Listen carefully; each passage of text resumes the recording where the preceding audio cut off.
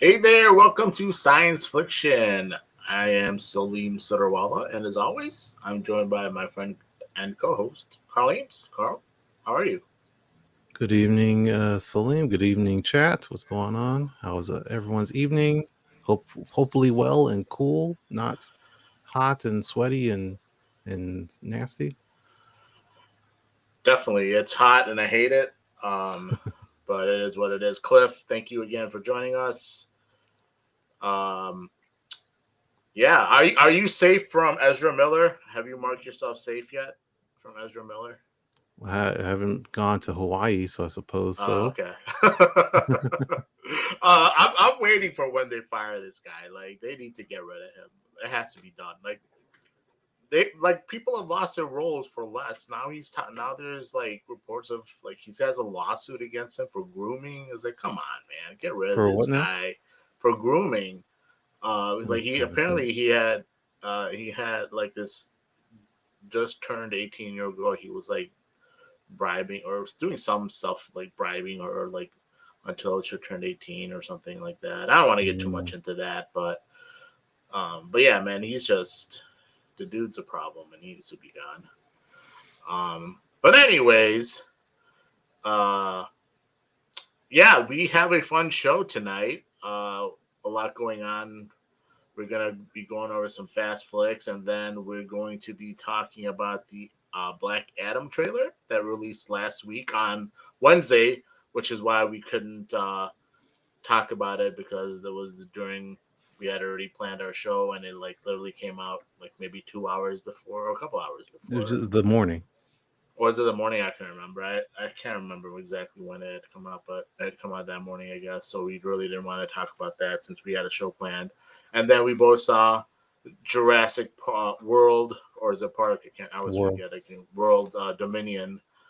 And we're going to be talking about that as well. So first to start, let's get into our fast flicks.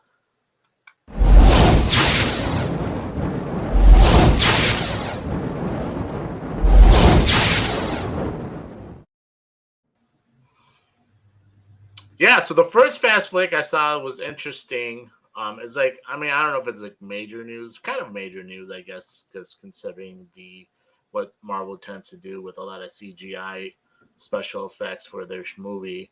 But there's going to be like a bunch of Halloween specials on Disney Plus, and one of them is going to be Werewolf by Night, which we've briefly talked about in the past.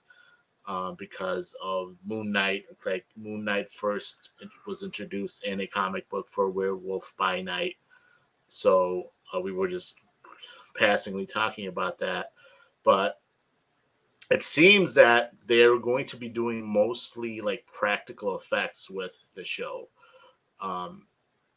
So that like there's like an evidence of like a crewman who was working on the Halloween special.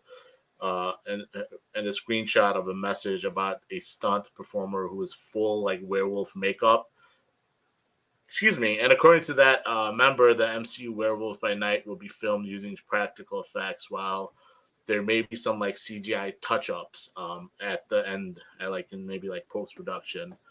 And it's like kind of surrounding the Halloween special comes at something. I guess it's something of a surprise to people because Marvel, like I mentioned, has leaned towards more like CGI based special effects. I think they had done practical effects for Captain Marvel for the Skrull, but for the most part, yeah, like Marvel does a lot of CGI stuff. So that should be interesting. Like it'll be interesting to see how it turns out. What are your thoughts on that? Do you care, or do you think you're excited to see that, or what are your thoughts? I don't care like all that much, but like as you're saying, mentioning Moon Knight, like as we were all speculating, and also like the rumors of Werewolf by Night showing up in Moon Knight, and he didn't, whether he was cut or they just didn't have time to figure it out. Whatever the reason may be, he didn't show up there. But still, hearing this is more of a confirmation that yes, it's actually happening. There is going to be a Werewolf by Night Halloween special, and yeah, that like Anubis wolf like monster in Moon Knight was totally all CG. Yeah. So hopefully this means that it will look significantly different than that, and obviously it being practical effects is going to look more real. Right, right. That's I'm interested to see how it looks compared to other stuff that Marvel tends to do, or MCU tends to do, I should say. Um, I like to I always say Marvel, but I mean MCU just because MCU is different compared to like Sony Marvel. So I always kind of mix them up sometimes. But anyways, moving on. Our next fast flick. It was announced the Spot will appear in Across the Spider Verse. I guess that was the biggest update that in the Myra in one of his like big rivals or villains in the comic book of Miles Morales is the Spot, who will be No, I voiced wouldn't by. say that. It says this, or it's a formidable foe. I guess I don't know. Yeah, he's It's not going a to be he's definitely voiced. not a big villain. He's like one of the most obscure villains of Spider-Man. Well, I know Peter, of in course, is. general Spider, but I thought in he had a more prominent role in the Miles Morales universe. But it's going to be voiced by Jason Schwartzman. And there was a brand new image that, as we can see here, of the Spot. And I think this might be only the second time they've portrayed him in media, because I don't if you remember in this in '90s Spider-Man animated series, there was an episode where he's working for Wilson Fisk. He's a scientist who kind of discovers a way to use portals to kind of get across from town or like places, essentially any place that he wants to go to, like to a bank or to another place here or there. He's not really portrayed necessarily as a villain. He's more so like misguided, and then he kind of shows in the '90s animated series, I should say, at least he shows up to be more of a good guy than a bad guy. But yeah, what are your thoughts on the Spot on this news? I'm not entirely sure. I believe he might have been in some of the more recent Spider-Man cartoons. Was he Um, okay? haven't watched them, but I feel like I've seen I don't images. remember. I haven't I haven't watched them, but I feel like I've seen images of like newer artwork, animated artwork of him, but I could be wrong. But yeah, he's just a scientist, so he has these black spots that are not a part of the costume. They're actually the teleportation spots on his costume that can be removed because they are not a part of the costume. And he can place those anywhere, and he can basically teleport himself, to where one of the portals is, or and like in that image, Spider-Man might try to punch him, and he punches one of the portals, and he basically doesn't connect because his punch will go through the portal and it teleport to somewhere else. So he makes them very hard to to hit. He's very dodgy, very slippery type of fellow, and just seeing him in this art style is really what's going to be really cool because he's just this huge white mass with these black spots, and then seeing that on the frame rate that is into the Spider-Verse or Spider-Verse movies, uh it already looks cool, plus the art style of the movies. So he doesn't look like an average character, but he has like exaggerated limbs and arms and heads and stuff, like, just the art style. I think it's just going to be really cool. Again, he's a very obscure villain. He doesn't have a whole lot of comic books or screen time before all of this, but I've always loved him, like I said, from the animated series version of him in Right. the 90s. I've always loved this character, and every time, like, I always want to see more of this character just because he's so goofy. But it's still like at the same time he doesn't have super strength. He's not going to uh, uh, pick up a car, but he can teleport a car. He's still very hard to deal with, and it's just kind of a cool character to see interact with Spider-Man. So that's why I'm always hyped for the spot. Yeah, it'll be interesting. As we find out more about the movie, it should be exciting for sure. So moving on, next fast flick was Joker 2 was announced. Joker Folie et Dux, Deuce. I don't know how to pronounce it. Lady Gaga is in early negotiations to be Harley Quinn, and the movie is supposed to going to be a musical. What are your thoughts? Are you So excited? the first Joker movie, I'm not 100% sure how I feel about it because I watched it more recently, maybe like a year ago. And honestly, I fell asleep watching it. And I don't know if it was because I was super tired or if it was actually a bore and I fell asleep watching it. I'm not sure. I'm going to watch it again eventually. But it didn't do a whole lot for me personally, like the parts that I did see. So I'm not super excited for the movie, but I know a lot of people did like it. And seeing like Lady Gaga being attached to this, hopefully it goes through because I do think that could be pretty exciting if it's a musical, because that's like a whole nother thing too.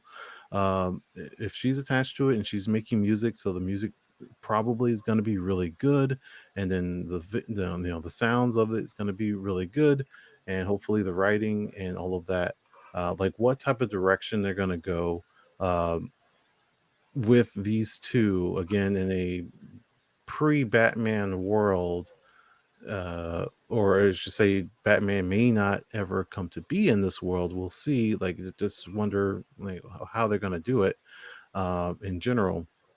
But I would love to see Lady Gaga as Harley and see what they even do with that relationship.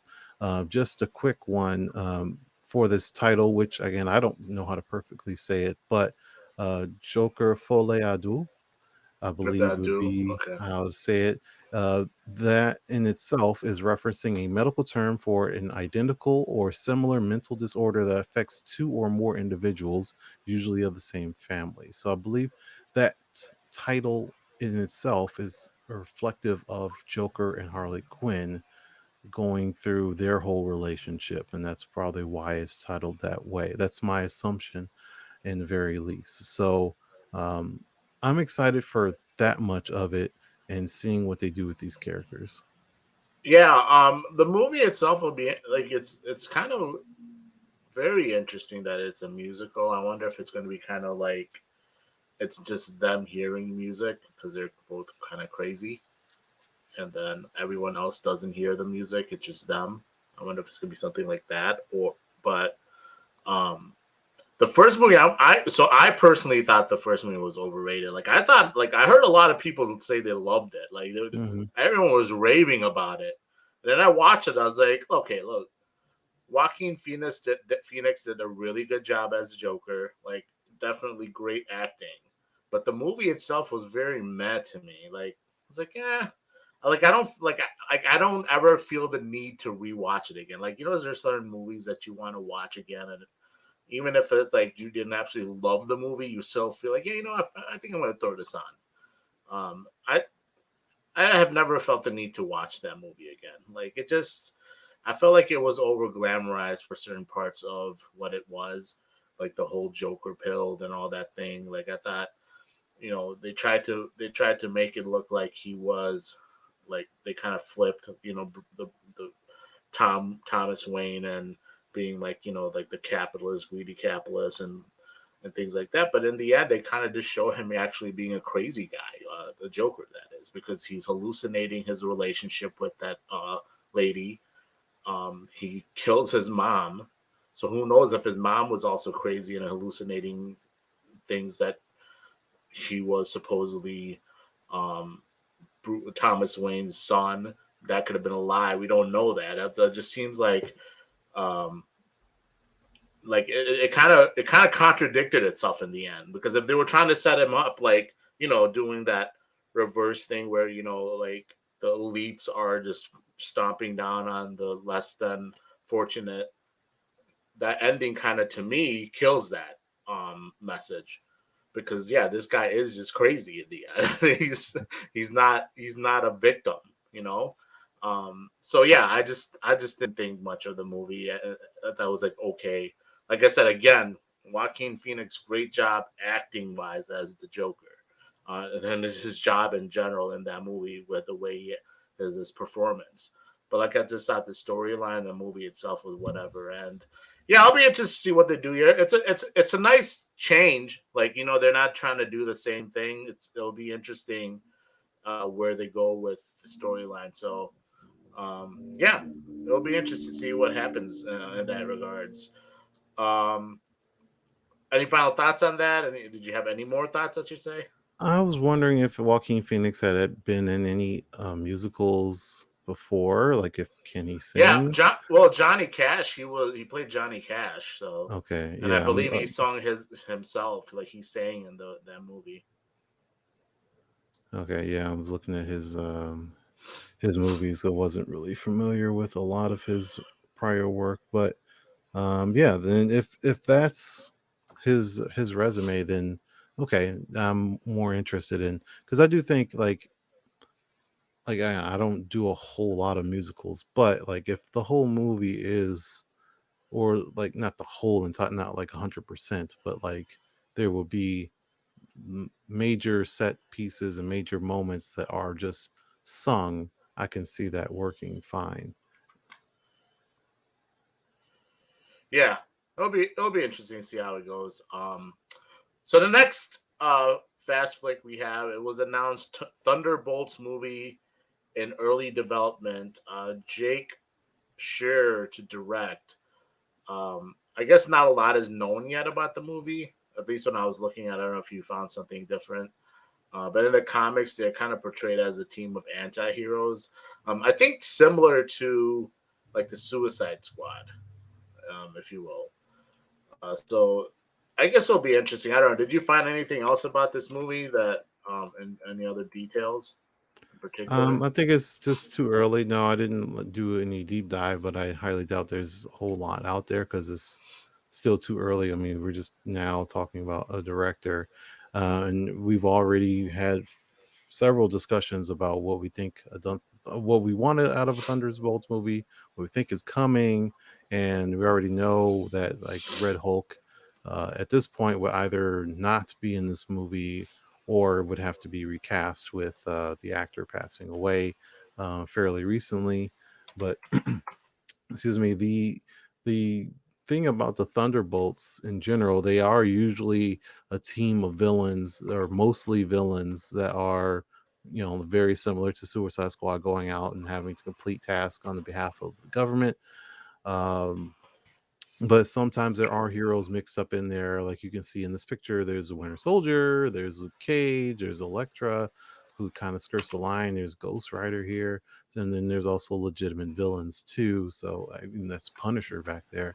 So there's they skirt the line, or they're just straight up villains that have been arrested and then have to work down their sentence or being manipulated or whatever it is to be more heroic and do things for the government in general. So whether or not this is going to be, big screen stuff, if it's going to have Black Widow, Yelena in there, if it's going to have Hawkeye in it, if it's going to have Luke Cage in it, or any other secret characters that might pop up.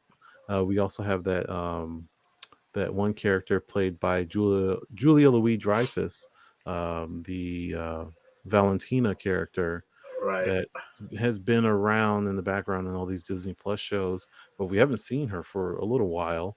And you can assume that she'll be involved in that. We got U.S. Agent there. You can assume he'll be involved in that too. But other than that, not really any information just yet. It's just kind of an announcement. Right. Yeah. So, like you mentioned, the Red Hulk, William Hurt, passed away. So I don't know if they would replace him um, and cast someone else to play General Thunderbolt Ross. Um, the Punisher, I mean, technically he's an anti-hero. That's what he's portrayed as in the comics. So because he kills people, so he is a fan favorite still, but he's still, I think, addressed as an anti-hero. And that's what they are. They're supposed to be a group of anti-heroes. Now, Luke Cage being on it is interesting. I never remember Luke Cage being an anti-hero, so um, I don't know if like it's bad to be taking money to save people. I don't know. That's Well, hero. that there's that, but also it's not that. I mean, just in general, Luke Cage is not. I mean, he's street, right? He beats people up. Like Sure. he's not Yeah. just like I am want to save the day sort of thing. He's very intimidating of a character from time to time, as along with taking money for hero acts of heroism. A whole lot of extra things going on. So yeah, I mean, I don't know the context of him being involved with Thunderbolts because I've never read Thunderbolts, but I know he's somewhat involved with them from time to time. Right. Right. So, yeah. Moving on. I think that's all we really have on Thunderbolts. Justin Lin was set to direct One Punch Man. So it's like a hugely popular in both Japan and just around the world in general. The story of Punch Man is of Saitama. Saitama, a superhero who can defeat any opponent with a single punch, but he seeks to find like a worthy opponent after going bored by a lack of challenges. Basically, he just kicks everyone's asses, so he's just bored and wants to find someone that can, uh, match up with him. I guess this is probably more up your alley, right? Because this is a Japanese anime. That is correct. That's why I Um, put it in there. yeah, I've never. I mean, I've heard of this, but I've never watched, read, or watched anything about this. Go ahead and give me your thoughts on this. Like, how much do you know about? Obviously, around just the regular story that you know about, and then like what you're looking forward to about it as far as the movie. So yeah, I love One Punch Man, and I'm glad this news is relatively new. It just came up when I was researching for today, and yeah, this is pretty cool. I don't want to say it's necessarily big news, but I'll definitely be keeping my eye on it, and I'll try to explain One Punch Man because I had a car ride. If you don't know, I do rideshare, and I had a rideshare maybe a year or so ago, and I was talking to a passenger, and I brought up like we were talking about animes that he watched, and he didn't watch a whole lot, and I was trying to convince him like, hey, you should watch One Punch Man, you should check that out, and he's like, oh, what's that about? And at the end of the conversation, he didn't sound all that convinced, so I'm gonna try to do a better job of selling you on why you should watch One Punch Man or why it's cool, better than what I did there with him. So you have to first off, One Punch Man is a satire. It is not like to be taken entirely serious, like I guess like people do with Marvel and DC stuff. It is actually a satire of those things. Kind of So like the Jackie Chan Drunken Master, it's kind of where he. more like how Deadpool is a satire of all of Okay. the Marvel movies, and how refreshing that was. If you remember back when Deadpool first came out, people were Right. having a pretty extreme burnout on watching comic book movies. Like Guardians of the Galaxy was around that time, and Avengers, and people was like, okay, we're getting tired of all the same old stuff, and every movie's the same, and all the safe Disney friendly stuff. And then Deadpool comes in there and does what it do, and people love Deadpool because it's so different and it makes fun of the genre, and it's super funny and fun, and it's refreshing. And it turned out to be a lot of people's favorite superhero movie because it's so Merc, different than all the other movies that were coming out at the time and still to this day. the One Merc Punch with the Man. mouth Oh, go is ahead. Yeah, entertaining. No, I was saying the Merc with the mouth. He's entertaining. exactly. So One Punch Man is not like this, super gritty or um, raunchy sort of Deadpool. He's not that type of character, but it's more of it is again a satire of the superhero genre. It's very self-aware of all of those things. Again, is what you said, Saitama, the One Punch Man. He has the power. He is strong enough that he can defeat any enemy, all of them, every enemy, doesn't matter who it is, with one punch. And he wants to find someone that is worthy, like, someone that's challenging to him. But it's not that he's doing it for noble reasons or anything like that. Most of the time he's actually aloof of what's even going on around him. He'll be trying to shop at a grocery store to take advantage of a coupon that he found in the newspaper that's 5 cents off a pound for watermelons. And then maybe a villain fight is happening across the street, but he's like trying to get these watermelons or something like that. And all of a sudden the newspaper is destroyed and the coupon's gone, and he turns around, what's going on? Oh, you guys are fighting. I'm really pissed because now I can't save my money. I had plans to buy these watermelons and now I can't do it, and now I'll actually fight you. And then what? And I'm just kind of going through it, but it's like how silly it is. But then you usually have each episode is the villain showing off how powerful they are. They're beating up other heroes that are really well known and really powerful. They're destroying the city. There might be like a giant. He's like 10 stories tall, and he's picking up buildings and throwing them across the city and making craters with energy blasts. And he's like super powerful, and it's like, you can never defeat me, look how powerful I am. And then Saitama comes up there and just like that, and he just flying out, and he just obliterates his face, and he's dead, and his whole face is smashed in or something like that. And it's super fun because then now Saitama is not like, yes, I've saved the day. No, he's not like that at all. It's more of, man, I thought you were strong. Ugh, no, yet another weak villain and yet another boring day for me. And I can't even buy the watermelons I was trying to buy because he wrecked my freaking coupon. Today sucks. That's the type of character that Saitama is. And he goes from like super goofy and kind of like relaxed state, but then when he gets pissed off, he goes like if it goes back to that picture, Aldo, the picture of him on the screen here with back one. Yeah, like the picture on the right, he's like super serious. That's when he's like really pissed off. But when he's like actually relaxed and just chill, he looks way more cartoonish and goofy looking most of the time. And he's very almost aloof looking. So it's a site excuse me, a satire. It's super funny. It has a lot of great characters, a lot of really cool things going on. It is very superhero-y sort of stuff going on. He does find some more challenging villains over time, but the story does still end the same way. He is One Punch Man, so you can kind of expect what happens. It's just the entertaining part is how they get there to the One Punch Man part of it. Like, how the fight's going to end, but at the same time, how do they get from the beginning to the end, how quickly or how long it takes. That's the fun part of watching the show. And hopefully the movie, obviously, if it's going to be like, say, an hour and a half long, they'll have plenty of fights for him and plenty of situations, so it's not just um, here's a fight, roll credits, it's over with sort of situation. Nice. Yeah, that'll be interesting. Like I said, I haven't. I'll check out maybe the series a little bit just to see. I mean, it's kind of like I do like martial arts stuff, so it's not like that far away from the things that I'm interested in.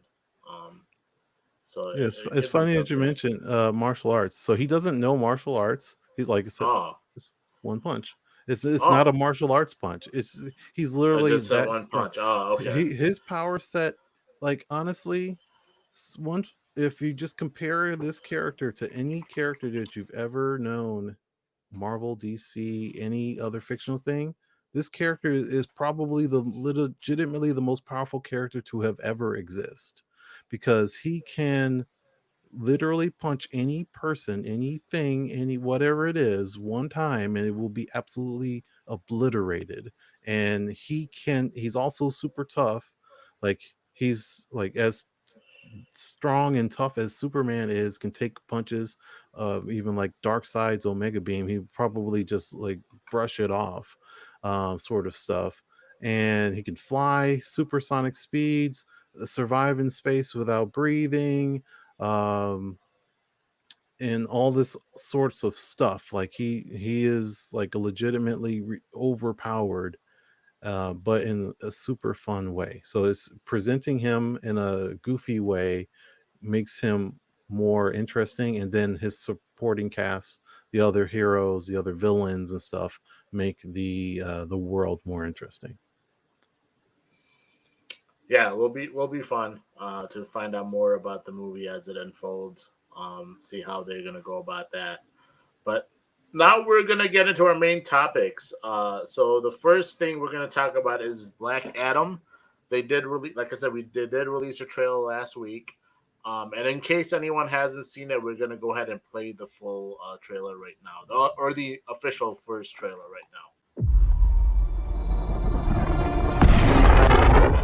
Black Adam.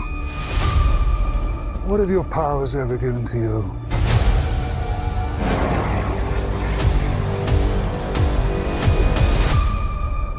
Nothing but heartache. I was a slave until I died. Then I was reborn a god. My son sacrificed his life to save me.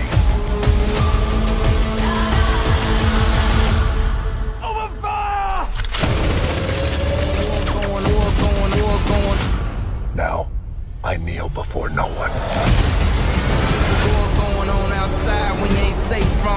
In this world, there are heroes. I feel the pain of my city wherever I go. And there are villains. Heroes don't kill people. Well, I do.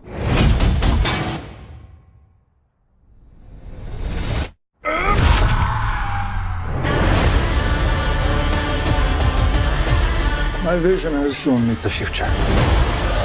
You have two choices. You can be the destroyer of this world, or you can be its savior.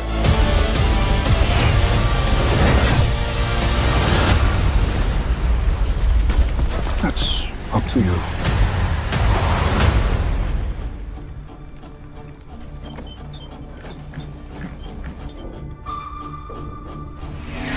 Behind you! Did he just catch a rocket? He got a rocket.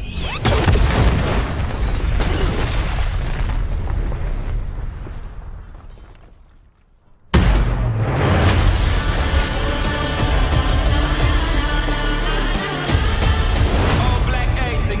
You know my fresh coat.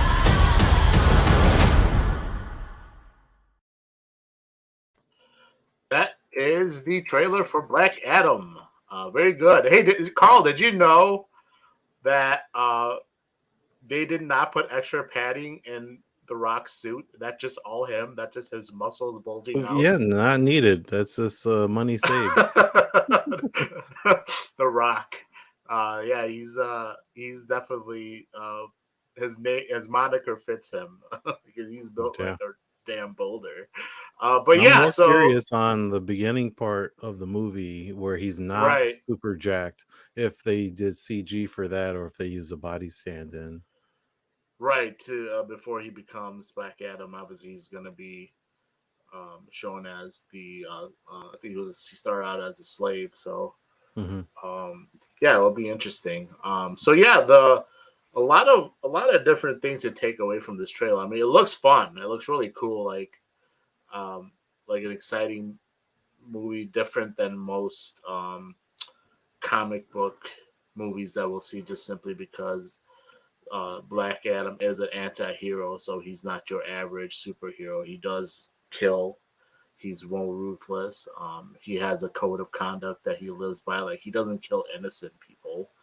At least to my knowledge, I don't remember him ever killing innocent people. But like he will kill uh, like the bad guys basically.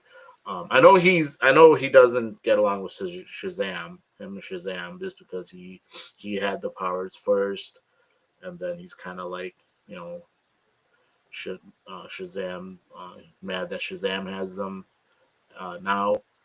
So yeah, I know they fight, but I think for the most part, to my knowledge at least, and I could be wrong, he's more of a guy that, like I said, has a certain code of conduct that he lives by, and his code of conduct is being ruthless as possible to the bad guy. Yeah, so it looks, like I said, it looks fun. What are your thoughts just on the trailer, like before we get into like these various couple of different things we want to point out? Just on the trailer, it does look cool. It does look fun. I'm glad it's coming. If if they delayed the movie for so long, like when did they even announce? I felt like that was such a long time ago. They announced The Rock will be Black Adam. It was well before even Shazam even was started production. So that had to have been like Oh, 2015 or something. That was a long time long ago. time ago. I think he. This might be like a fan choice too, because I think fans were rooting for him to become Black Adam, and then he's like, "Yeah, I would love to do it." And then I think from there it just kind of went into, because I think I remember seeing as far as back as like 2015, like him having a credit as Black Adam and on IMDb, and then like it got removed, Mhm. and it was just like it was there, like it never had a year. It was there that he was gonna be Black Adam, but like there was no script, there was no like anything talked about. It was just that Black Adam is coming, and yeah, he's obviously soon in 4 months. We're gonna get to see the movie. But yeah, let's get a little bit into into the bits and parts of the trailer. I know, like they show the full look of the Justice Society of America.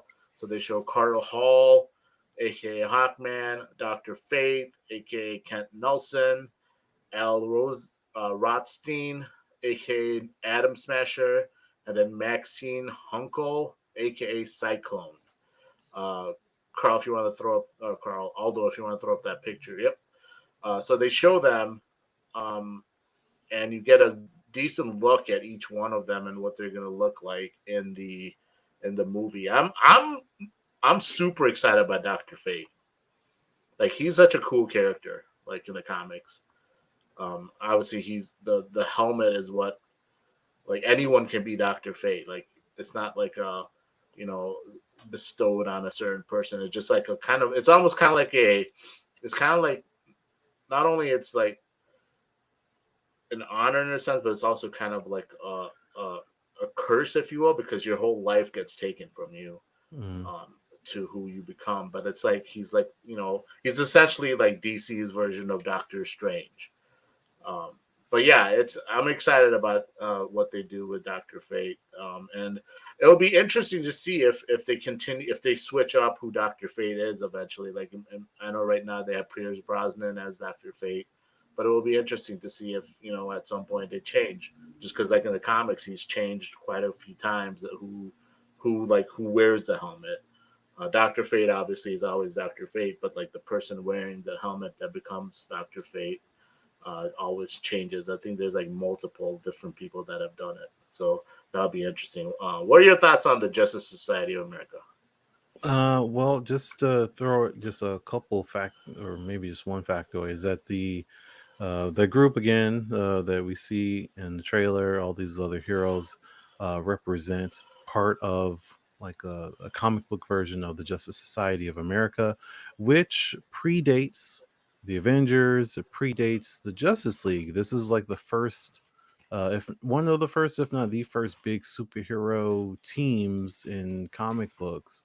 Again, like well back into before the Justice League, and it has all of these characters. It didn't have Black Adam because I don't think he was a character at that time, but it had other characters like basically all of the original, like the original Flash and the original Green Lantern, and so on, that were from the 1940s, and uh, what were their names? Jay Garrick and so on. Like those characters aren't showing up in this movie, but this is still Right. just a version of that. Just to throw that out there. Hawkman's on that team as well, and he's in this movie. I've personally, again, I don't know a whole lot about DC Comics. I just kind of like skim over the facts, skim over the characters and stuff over the course of my life. But I've always had this thing where I've loved Hawkman and Hawk Girl. I just kind of always been gravitated to them. Maybe it was because of the Justice League animated series from like back in the what was it, 60s or the 70s that Right. kept on re-airing on TV when I was a kid, because I used to watch that all the time. But I've always loved that character. So finally being able to see at least Hawkman on the big screen live action is going to be really fun for me. I don't know a ton about the lore. I just know he dies and resurrects all the time. So I don't know how strong he is. I don't know what other things he does other than fly and hit things with a mace. But for whatever reason, I've always gravitated to that character. So I'm looking forward to seeing that. And then we also have, what was it, Cyclone. I don't know anything about that character at all. And Adam Smasher, I don't know anything about that character at all. I barely know anything about Dr. Fate. Like you said, is very, very Doctor Strange like. And visually, I love the way he looks on camera. I love the helmet. I love the gold.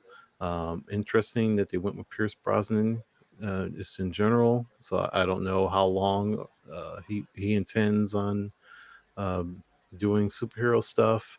If there's going to be a Doctor Fate movie in the future, like I would think Pierce Brosnan wouldn't want to do like a small role all the time, but at the same time, like how long does he want to be Doctor Fate is kind of in question for me personally. Where I could see Aldous Hodge being Hawkman for a long time, I just don't see Pierce Brosnan doing Doctor Fate for very long. Which is fine because, like you Right. said, Doctor Fate is like there's so many people that play Doctor Fate, so it's more important that the helmet as opposed to um, like the Doctor Fate character itself as opposed to who's inside the helmet, more so because, like I said, it's always someone you know new over the years that ends up playing him. Um, I like Aldous Hodge. I'm a fan of his. Like from back there was a show on TNT that used to be on Bert. I forget what the show was called. But it was a fun show. He used to be on that back in. Let me see if I can find it here. Uh, I know one thing. Like I always wanted him to be Blade. Like he was a guy Mhm. that I really thought would be a good Blade. Because he fits like the age range, if you Mhm. will. And like yeah, he's just like a really good leverage. Leverage is the show, and it was such a fun show. I love that show back in the day. But yeah, he's such a good actor, and I love that he's like grown over the years as such a gotten bigger roles and stuff like that too. So I'm excited to see him in here as well.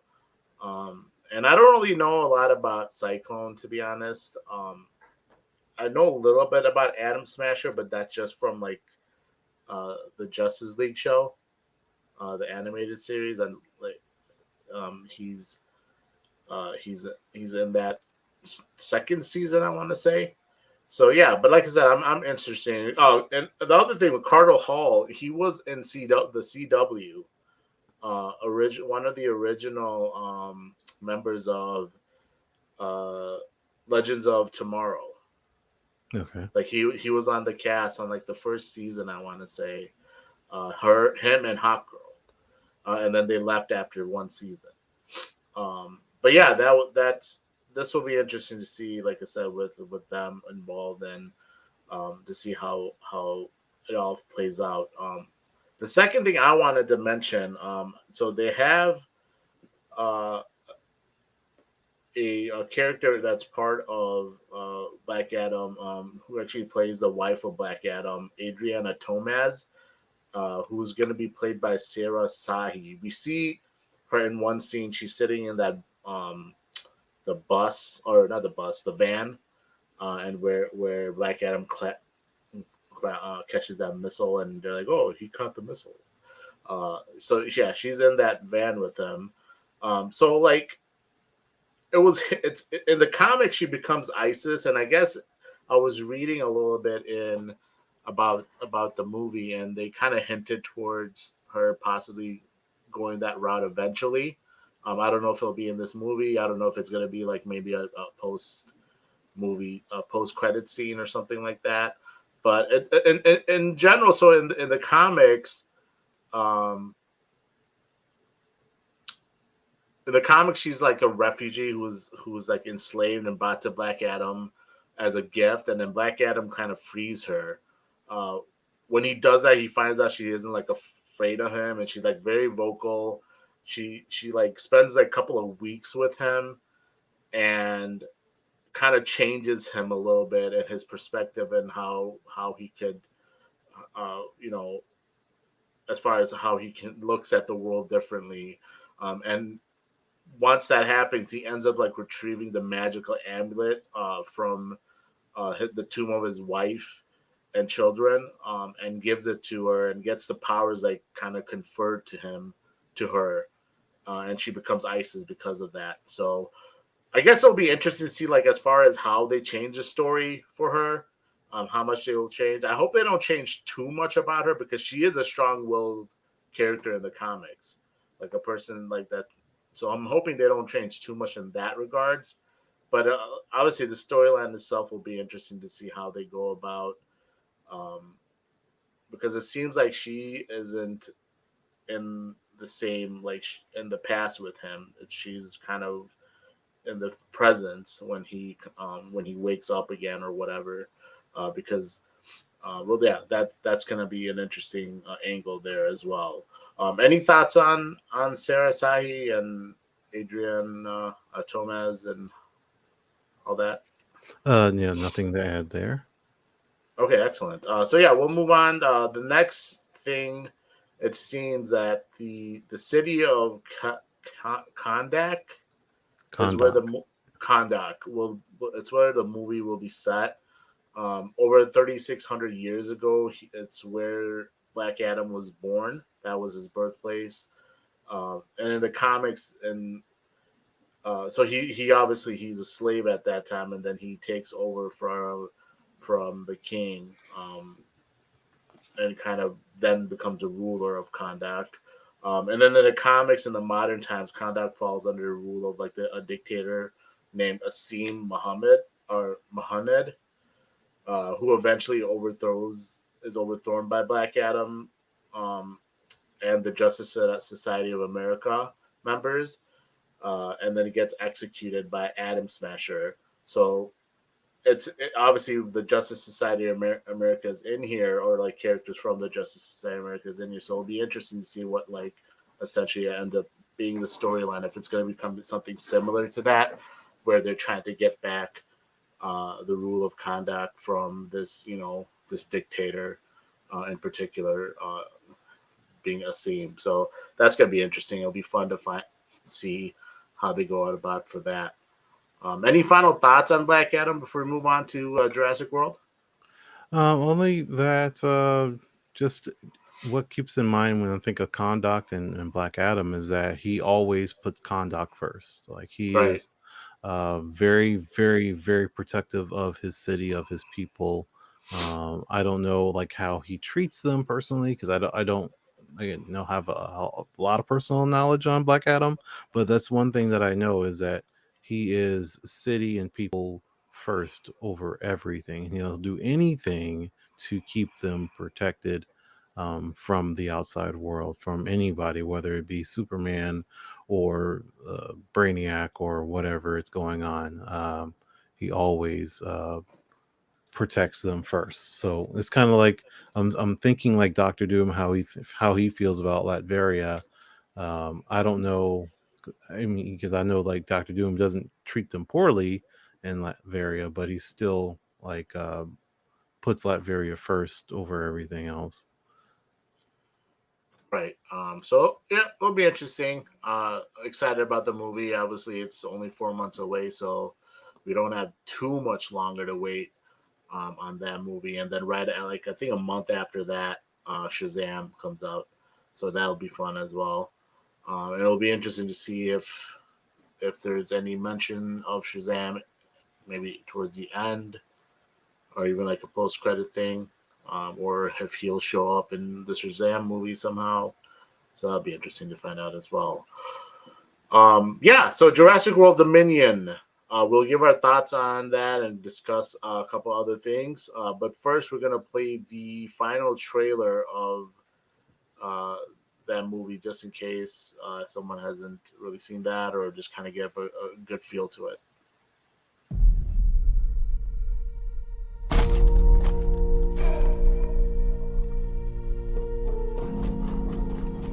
Blue had a baby. That's impossible. Hey, girl. You look just like your mother.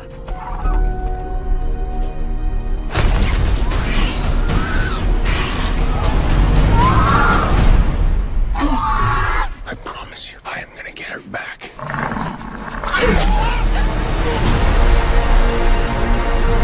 Genetic power has now been unleashed. We made a terrible mistake. The doomsday clock might be about out of time.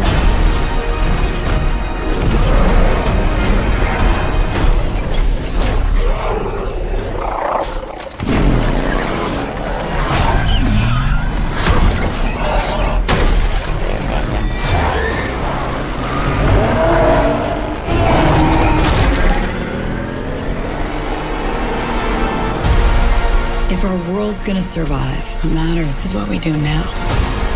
I could use your expertise. You coming or what? A baby raptor? I made a promise we would bring her home. You made a promise to a dinosaur. Yeah. What? Everybody hold on to somebody.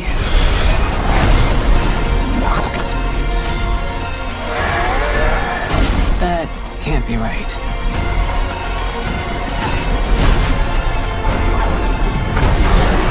What is that? Biggest carnivore the world has ever seen. Run! See? Not so bad.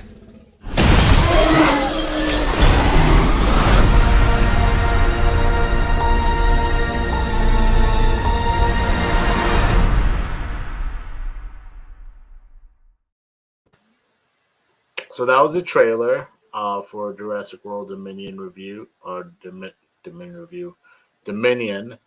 Carl, I'll let you go first. Give me your thoughts on the movie, what you thought, how you liked it, and so on.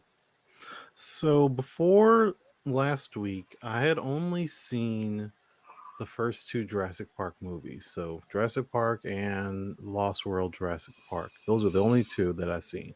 I rewatched those and then I watched all of the other ones. So Jurassic Park 3, then the Jurassic World, and then Fallen Kingdom, I believe, is the last movie before watching this movie. And just real quick, I actually like all of them except for Jurassic Park 3. That one's it's awful. That one's not too good. That's where it was a good end. But for what it's worth, The Lost World is fine. Jurassic Park is a classic. Obviously, I really liked Jurassic World a lot more than I thought I would, and then Mhm. Jurassic World Fallen Kingdom was pretty good too. Like I walked away from it actually really liking all of those movies, and seeing Dominion again. I actually liked it. So.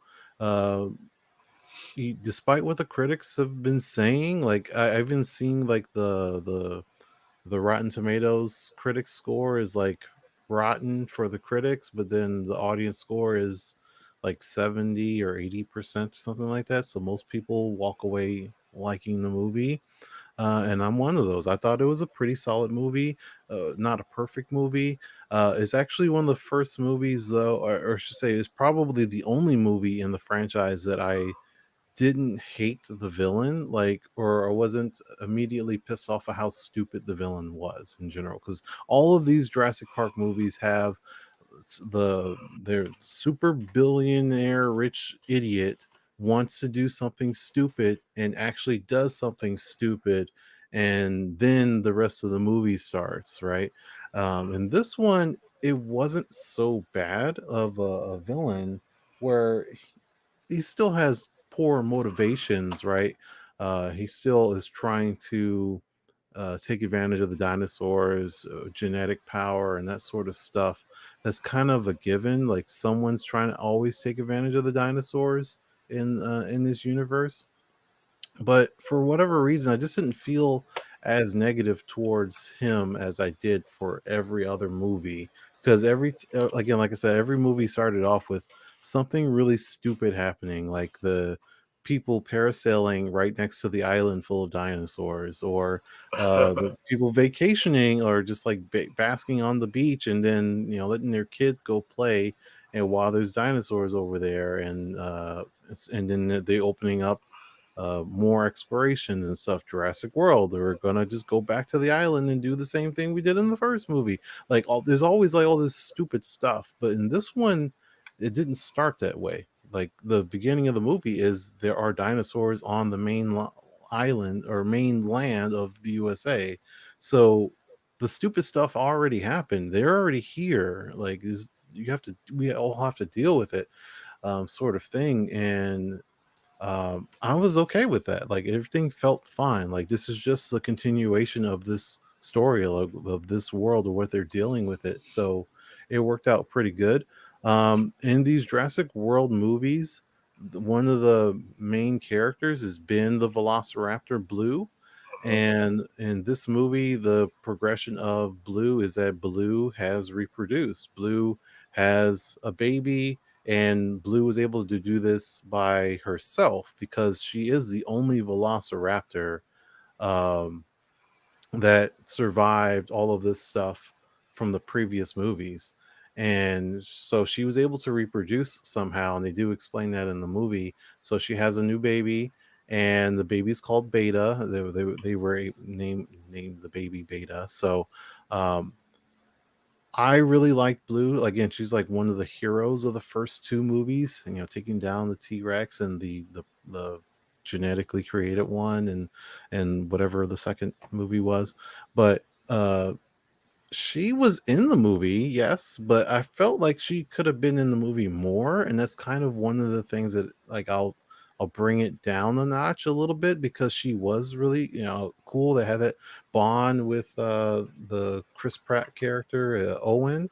They have that bond, they have that respect. They don't attack each other and stuff like that. I would have liked to have seen Blue a lot more in this movie, because she's basically the beginning. Her baby gets kidnapped, and they have to go rescue it. But you don't see Blue again until the end, and she doesn't do anything really for the movie. So I really, really would have liked that to have been different for this movie.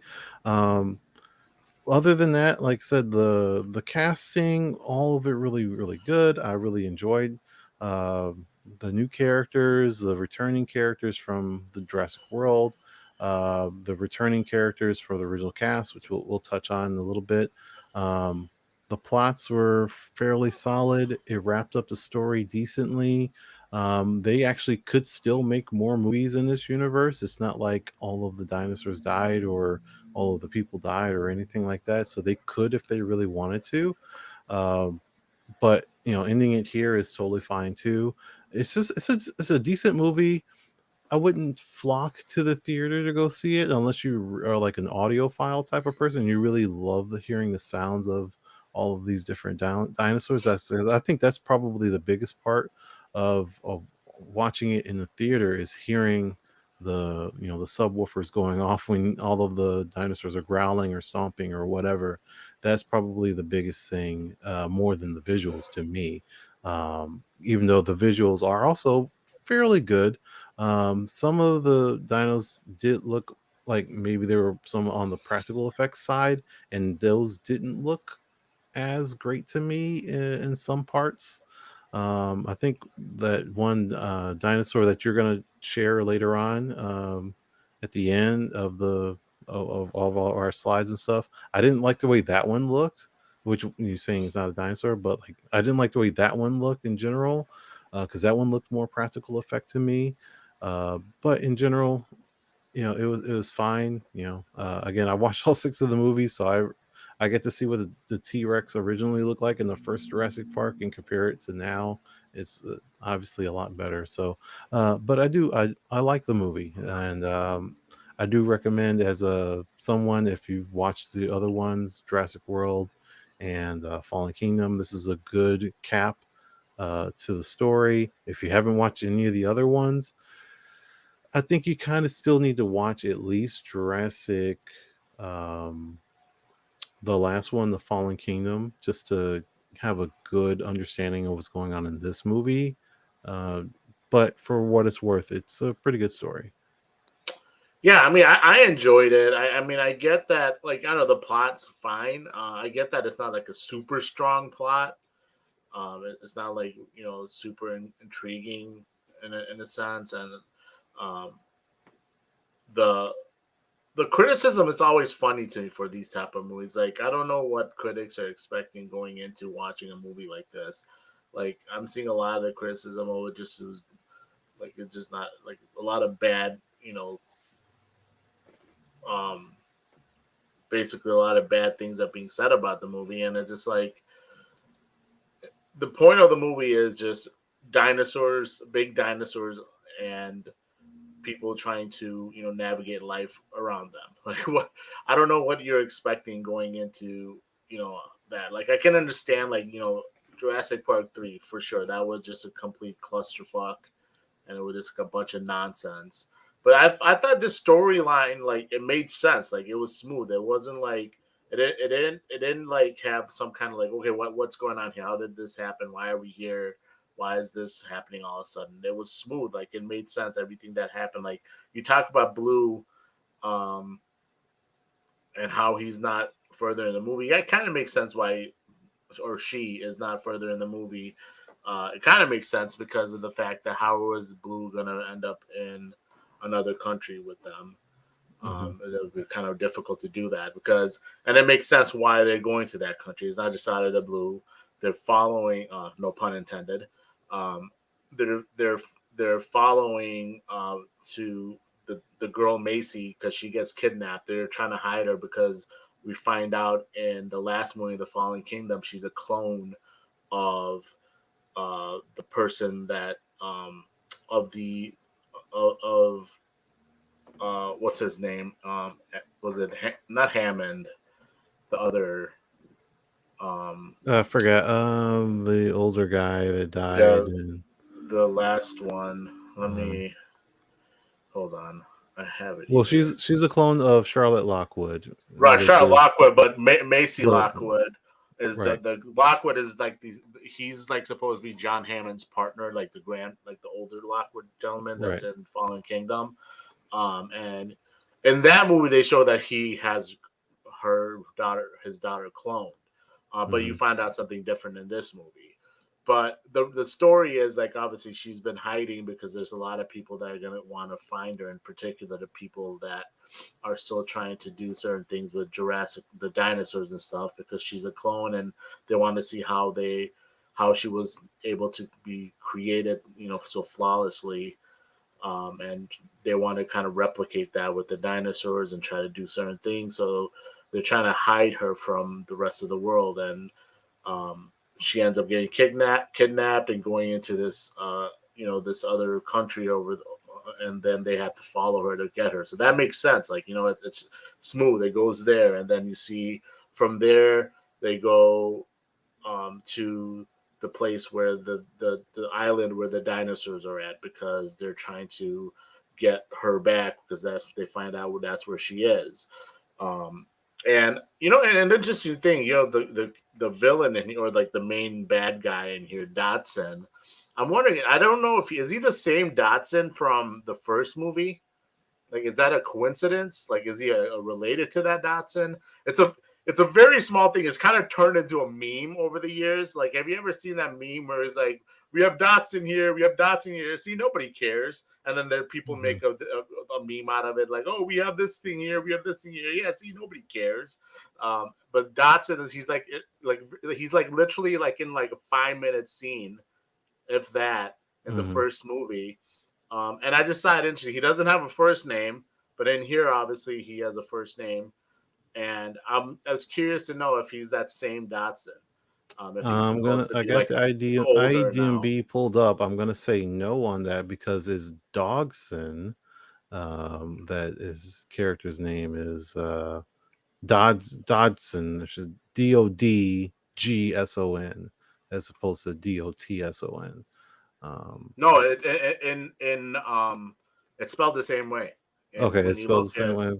Yeah, when you look it's not pulled up on IMDb as him being the same character, because it doesn't mention it. It doesn't say it. So I was just curious, like, it'd be interesting if that somehow was, or if they were just kind of using that name as like, a fun little Easter egg or something. That'd be interesting to know as well. Which they did Easter egg with him, with the Barbasol can, because he had the Barbasol can in his thing. Exactly. That's why I was curious. Like, I don't know if that was the same thing they were trying to do, because, like I said, I'm looking at the credits in Jurassic Park, the original movie, the first one, played by Cameron Thor. His credit is just Dodson, DODGSON, and then obviously in here he is Lewis Dodson. And Dodson in that movie, he's like in his, like, he's probably the same age as what Laura Dern and Sam Neill would be, like, in that movie. So now he's like all much older, just like them. So I wonder if like they were doing that, but I don't know if it's, like I said, Easter egg, because like you said, they do have that other thing where the embryos in the shaving cream, where Wayne Knight's character gives him gives Dodson in the first movie. So I was just curious to see that. But yeah, like I said, to get back, I was kind of sidetracked onto Dodson and trying to get too much into him. But I did like the storyline overall. I thought it was smooth. It was fun. The only thing I'd say, I wish there were more dinosaur scenes. I felt the same way. Yeah. Yeah, I feel like I liked the new dinosaurs they introduced, and we'll get into those in a little bit.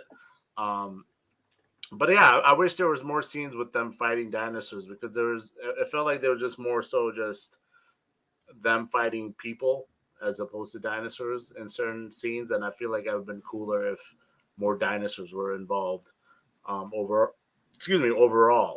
But yeah, let's kind of get into parts of the movie. I know one of the cool aspects of this movie is like the original cast meets the new world, if you will. Like, so you see them kind of meeting each other, and they know of each other because they're kind of obviously both Ellie Shatler and Alan Grant and Ian McCallum or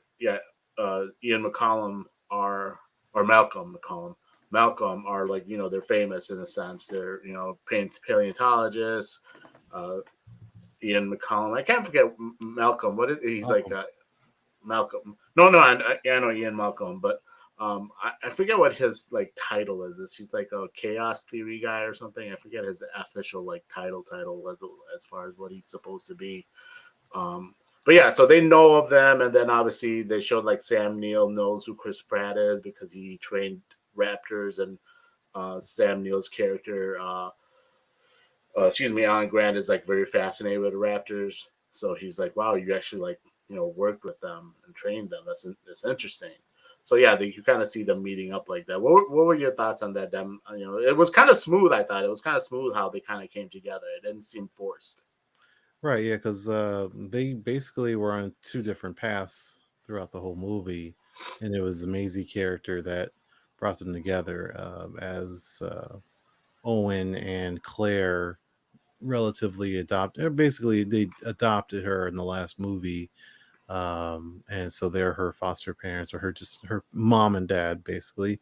Um, them searching for her since she was kidnapped and searching for Blue while they're trying to figure out one of the things that I didn't like about the movie is their plot point for the original cast is, although like them being involved is fine, them being involved because of locusts being the actual like problem that was in this movie like a that they were trying to prehistoric solve.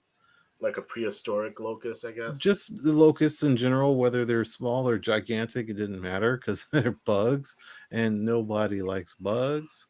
But just that being the reason is like, I mean, it's not a problem. It works fine. It's just I would have wished it was something different or better, or specifically dinosaur related, since they're just bugs. I mean, they could be, because I don't know if they were saying that they were prehistoric locusts that are just giant and they were resurrected, or they were actually, because the actual guy that's been in all of these movies, the one Asian guy who's what's his name, BD Dr. Wong. Henry Wu.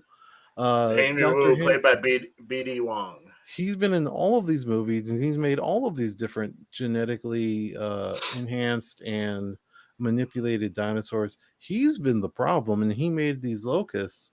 um, and I wish he had made something else, but I also, at the same time, it's refreshing that it's not another genetically modified dinosaur, because they already did that with the not T-Rex in the first Jurassic Right. World movie, and then the raptor in the last one, and then now they have more raptors in this one.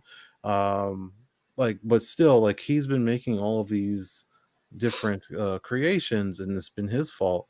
But it being locust is just kind of like, well, why would that prompt like Ellie and in this case Alan, like, sure, they did it because the movie needed something, but like they're not dinosaurs, and they weren't like, it wasn't a prehistoric thing, it's just they were really large bugs.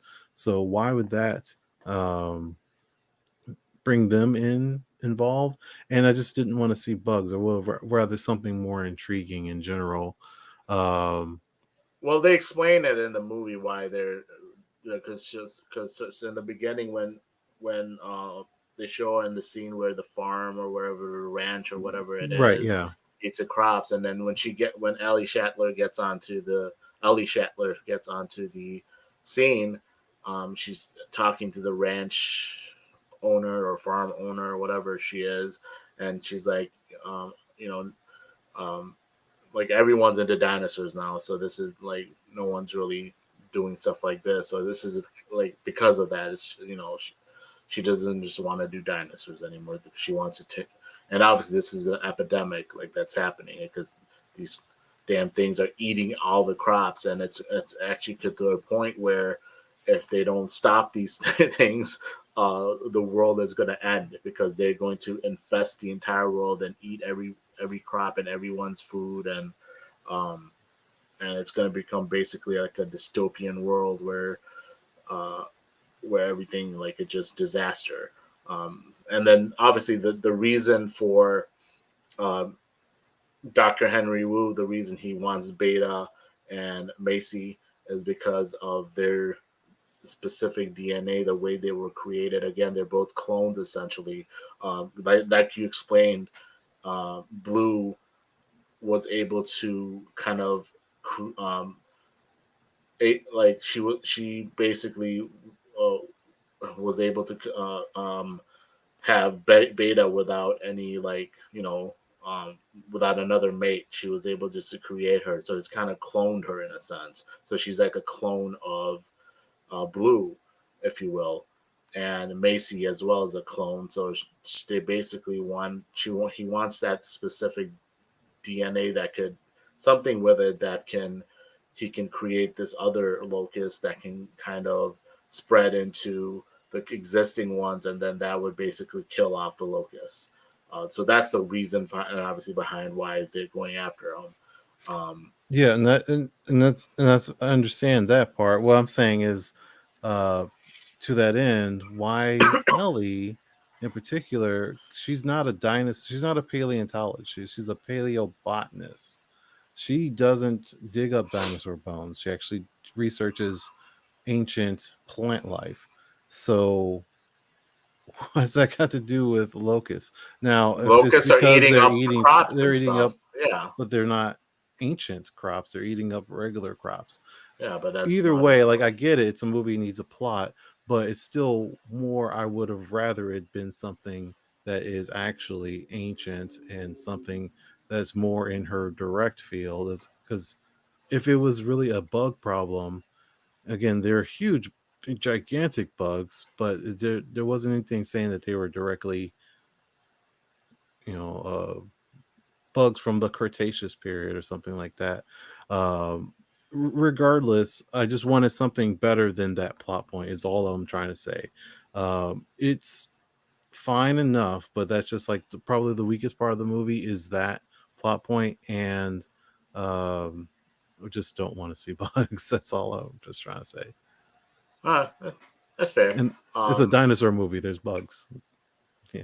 yeah, that's fair. Like I said, I thought those were prehistoric locusts because they're not regular sized locusts. Oh, of Locusts course aren't not. that No. giant, so clearly there's something different about those.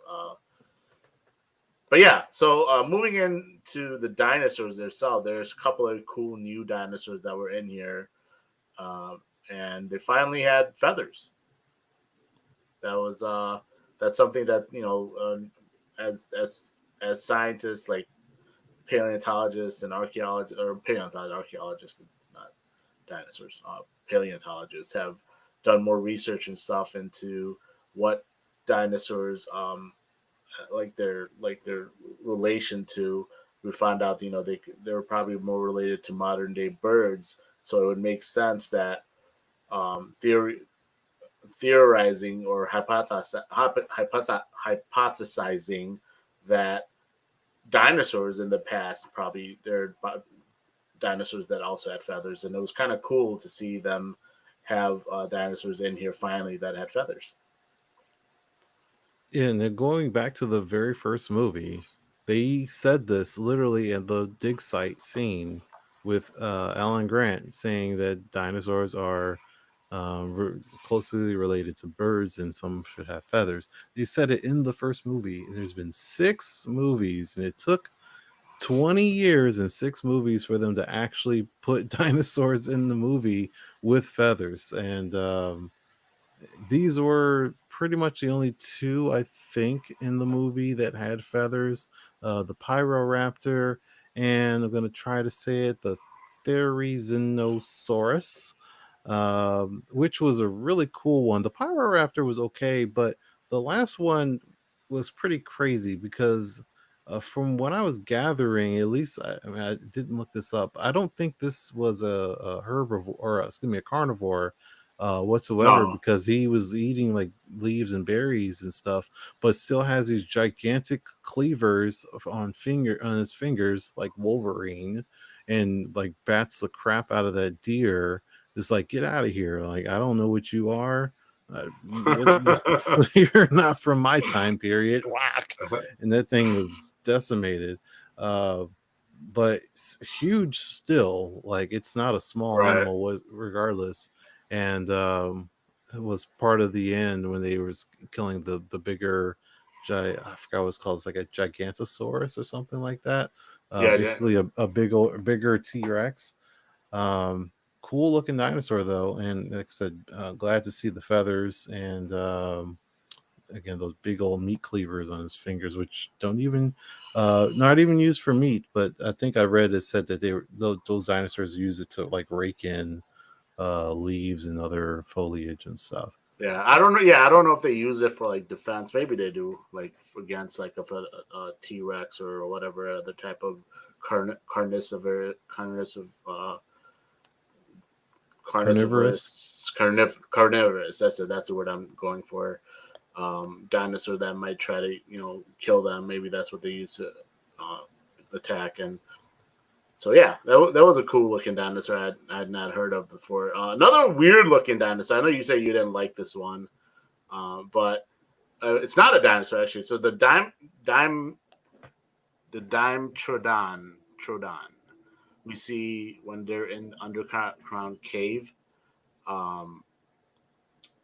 They're going through the cave underneath that is like Alan Grant, Elise Shetler, Ian Malcolm, and then Macy Lockwood. They're escaping from the underground and going into that. They get kind of stuck there, and they're kind of getting out of there. And so it was interesting. I was looking into it just to see what the dinosaur. I always like to do that. I always like to see what these movies got right or what they got wrong. And this thing is not even a dinosaur. It predates dinosaurs. So dinosaurs, like I know general public thinks dinosaurs were the first things, like the first real things on Earth, but they weren't. These things actually predate dinosaurs by 30 million years. So it's called what the group that they belong to is called the Pelycosaurus, and they differ from dinosaurs in the early reptiles, but they share mammal-like qualities with the dinosaurs as well. So, like I said, like 30 years or million years before dinosaurs, they were there, and then in the era. So, like obviously, the movies are called Jurassic, but there's obviously different periods of where the dinosaurs was like the Cretaceous, the first is Triassic, then the Cretaceous, I believe, and then finally the Jurassic period. And then obviously the dinosaurs. These things, the Pelycosaurus were in the Carboniferous and the Permian periods. So that was interesting. That was just cool. Like I said, they're not dinosaurs. They're more mammals than reptiles. And yeah, I just thought it was a fun, neat fact. Sorry, I went into a little science lecture there for people listening, but I think that stuff is kind of cool, learning about that kind of stuff personally. So it was interesting to me. What are your thoughts on that? Like, it's kind of funny that they had that in there, and they said it was like essentially a movie about dinosaurs, but it's not a dinosaur at all. They portray it as a dinosaur, but it's not a dinosaur. But yeah, that's what I was saying earlier. That's the one that I didn't like because it was really visually it looked terrible because it looked more practical effect than CG. Like, so that's my assumption, but it didn't look very good. Like, I feel like they could have touched it up some. It just because there was multiple of them. It wasn't just one. They were going through the cave and they were just kind of surrounded by it, but they just looked like they were moving so rigid. They're very rigid looking, and I didn't like the way they appeared on screen. But I do like me some science stuff. I actually want to ask you, Salim, in a slight tangent, because when I grew up back in the 90s, one of the things that I did pretty much all the time was, one, I watched my Chicago Bulls championships VHSs, my Michael Jordan VHS tapes like Airtime, and I forgot the other one when he came back from retirement. But I watched those like religiously almost every day. Right. And the other thing that I watched was the Discovery Channel almost all the time. And they had those two, like my two favorite parts of the year was Shark Week and Dinosaur Week. And I wanted to know if you had a preference. Did you like Shark Week more or Dinosaur Week more? Oh, 100% Dinosaur Week. To this day, I love anywhere I go, like when I go to a museum or something, and that they'll have like various exhibits and like they'll have like a short films on educating on subject. I love going into the dinosaur ones. I love it. I just love them doing the live animations of the dinosaurs. To be honest, to this day, I'll sometimes go on YouTube and look up old shows of them talking about the dinosaurs and things like that. I've always found that fascinating. Like I remember before I realized I'm too stupid to go into a science field, I wanted to go into kind of stuff like that. Yeah, same. I skipped around from that to like astronomy. It's just too difficult. I'm too dumb for those subjects. So, that's why I went into business, finance degree. That's the smartest I can be is a finance degree. That I can't get smarter than that. But yeah, I love that stuff. I get really geeked out over it, and I love learning about those different various things. But yeah, definitely dinosaur. I'm more of a Dinosaur Week guy than a Shark Week. And I remember, like I said, I used to also. I don't know if you. Obviously, Jurassic Park was huge when we were in the 90s and when we were growing up. Did you buy like the toys too, like the vehicles and the various little dinosaurs? No, I don't think I had any dinosaur toys now that I think about it. The only thing I had was Marvel toys, X-Men toys. But yeah, like they were around and stuff. Like I said, I only watched the first two movies. So the second one came out in 97. By then, I think I was done with yeah, I think I'm like what 4 stuff. years older than you. I think I'm like. I have no idea. I have no idea how old you are, Salim. We've been friends for so long. We've never really talked about that. Nope. I guess I don't know. But yeah, I think I got like 4 years on you because you're the same age as Jonathan, right? No, I am older than Jonathan. Oh, are you? Okay, so maybe By like you're 2-3 Oh no, years. you're like Karina's age, right? I'm older than Karina too. Oh, really? Okay, so maybe I'm only like 2-3 years older than you. 2 years older than you. 85. Yeah, 2 years older than you. I was 83. Okay, fair enough. I guess I'm not that much older than you. But yeah, so yeah, that definitely interests me more so than anything like shark related. The dinosaur stuff and the dinosaurs in space is what interests me the most. Dinosaurs in outer space. That's what interests me. What is that from? What? Dinosaurs in outer space? Yeah. No, and outer oh, space. Well, I was like, two separate. What is this fascinating thing? No. I'd like two to see separate it. topics. No. Those are in regard to science. Those are my like two favorite topics. Because I'm thinking like them having like a little dome helmet on. And no.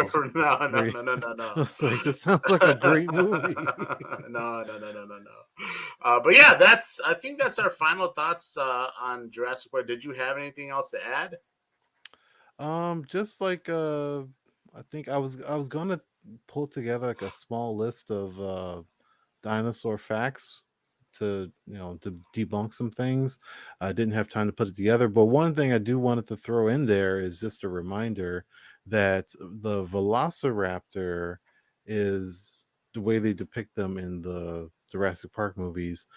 That's not a direct Velociraptor because Velociraptors are significantly smaller than what they show them in the movies. I forget the actual raptor species that is that size. I think it starts with a D, something like that. But Velociraptor's much smaller, still way cooler of a name than the ridge, like what they're supposed to be, and that's why they went with Velociraptor as opposed to the official, the correct name, because it just sounds a lot better.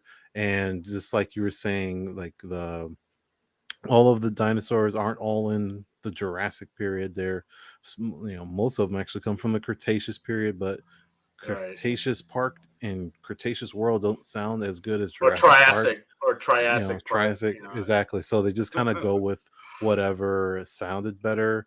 Then they continue to go on with their same continuity, because there's also that one dinosaur that's in the first movie that is that kills, I forget the character's name, but the one that was stealing the samples in the Barbasol can. He kills him in the truck that has like the big fin and the spit, and they brought it back for this movie, but that dinosaur doesn't have the fin, that it's not supposed to have that, and it doesn't spit acid, so it's kind of like a unique thing for the franchise. So they just kind of go with whatever works best. They still, because every time I see like these paleontologists, these experts, oh, it shouldn't be this way and yada yada, this movie's so inaccurate and stuff like that, I was like, well, yes, thank you for your time, but it also needs to be entertaining, so it can't be perfectly accurate. So stuff like that happens all the time with Jurassic Park. But I think just knowing that velociraptors are way smaller than what they show them in the movie is interesting. Yeah, definitely. I want to give a shout out to Lero, my guy. Lero Golden used to have a show on Barroom Bulls 101. No longer active at the moment. But yeah, I went to see the movie with him and his son. And yeah, he mentioned his son told him during the scene with the Tyrannosaurus, I guess, that because his son's a huge dinosaur like lover as well, and he does like the research on the dinosaurs, and I guess he found out that that's a herbivore and that he won't eat the deer. He told him that during the movie. And in general, his son was like geeked out over the movie too. It was fun. It was cute. It was fun to see. So shout out to Lero. Had a really fun time watching that movie with him and hanging out with him as well. But yeah, that's pretty much a wrap for today's episode. Obviously, please give us check out. Give us our video like if you're still watching. Cliff, I know you hang out with us. I think you're the only one who hangs out with us the entire time. I don't know how many people watch the whole show live. I hope a lot of people do. That'd be fun to know at least a decent amount of people hang out with us. But yeah, please give us video a like if you're watching. Check out our previous shows that you may have missed, and check out all the other stuff Barroom does, like a lot of Bears, Bulls, Blackhawks, baseball content. Yeah, just a lot of fun stuff. So give them a like as well, and check out those shows, whether it's on the video or the podcast site. But yeah, that's pretty much a wrap for today's episode. For myself and for Carl, we will see you guys next time. All right, have a great evening.